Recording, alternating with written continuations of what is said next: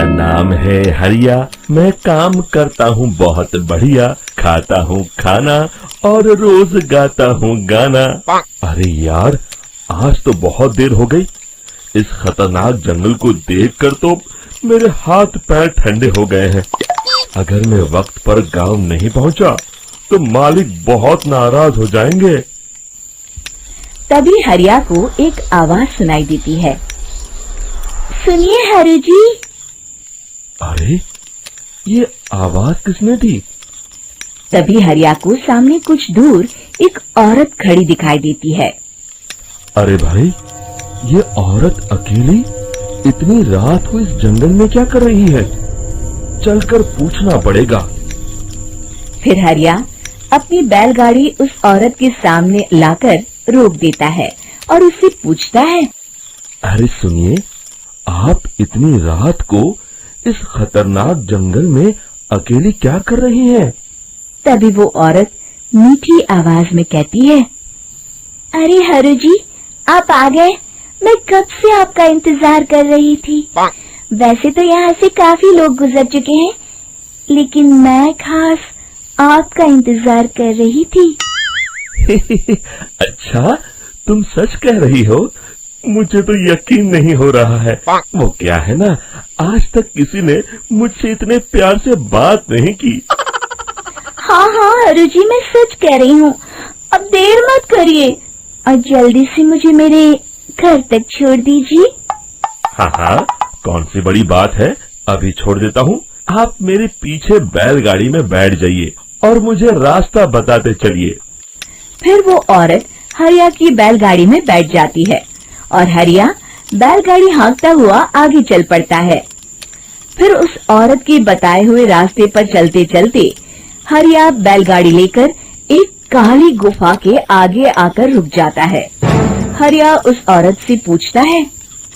हाँ देवी जी, आपका घर कहाँ है? यहाँ तो एक गुफा के अलावा और कुछ नहीं है। तभी अचानक वो औरत हवा में उड़ने लगती है। देखते ही देखते उसका सुंदर रूप एक डरावनी चुड़ैल में बदल जाता है और वो जोर जोर से हंसती है। अरे तू तो एक नंबर का बेवकूफ निकला। तू तो बड़ी आसानी से मेरी बातों में आ गया। अरे मर गया रे, ये तो एक चुड़ैल है। हे भगवान बचा ले, ये तो बड़ी डरावनी दिखाई दे रही है। और फिर अगले ही पल हरिया की बैलगाड़ी में रखा सारा सामान हवा में उड़ता हुआ उस काली गुफा के अंदर चला जाता है और वो चुड़ैल भी उस गुफा के अंदर जाकर कहीं गायब हो जाती है।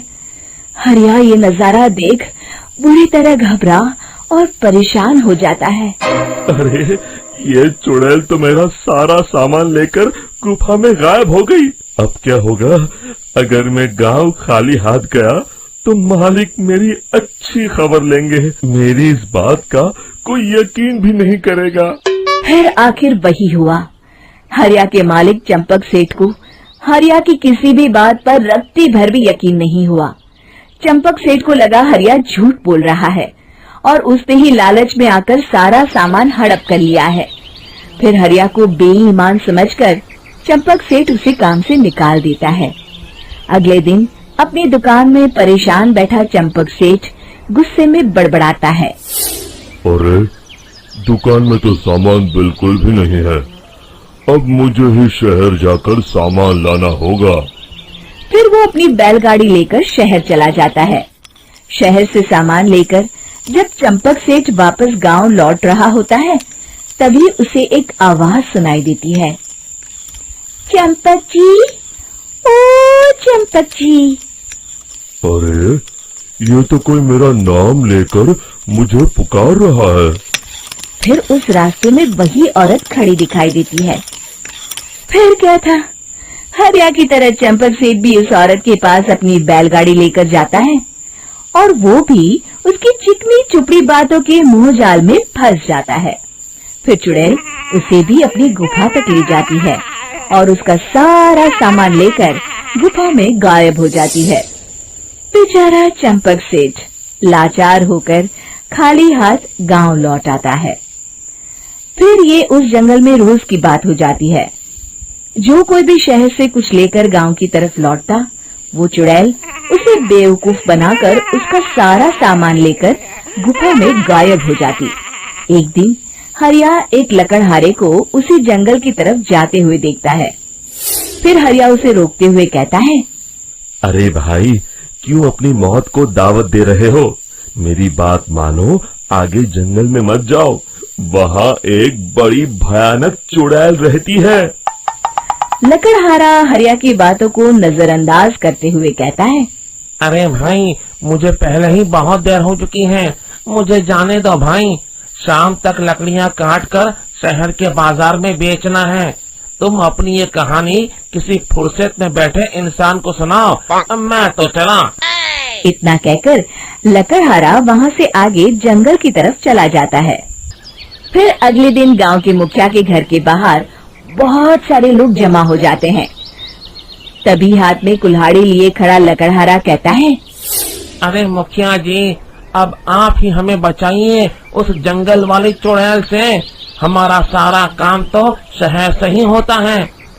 अरे मुखिया जी, उस चुड़ैल की वजह से तो मैं पूरी तरह बर्बाद हो गया हूँ। हम सबको मिलकर उस चुड़ैल का कोई इलाज करना पड़ेगा।